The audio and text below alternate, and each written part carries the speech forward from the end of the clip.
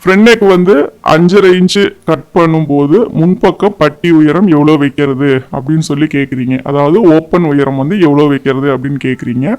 இதில் வந்து செஸ்ட் வந்து 38 இன்ச்சு, உயரம் 14.5 இன்ச்சுன்னு சொல்லியிருக்கீங்க. முன்கழுத்தினுடைய உயரத்தை பொறுத்து தான் ஓப்பன் லென்த் வைக்கணும்னு நான் சொல்லியிருக்கேன். அதனால நீங்கள் 4.5 + 1 வச்சிங்க அப்படின்னா அது கரெக்டாக இருக்கும். இதே ஒரு 6.5 இன்ச்சு வருது அப்படின்னா நீங்கள் 3.5 + 1 கூட வைக்கலாம், 3 + 1 கூட வைக்கலாம். ஆனால் அது நெக்கினுடைய இறக்கம் டீப் ஆக உயரத்தை நீங்கள் குறைச்சிக்கலாம்.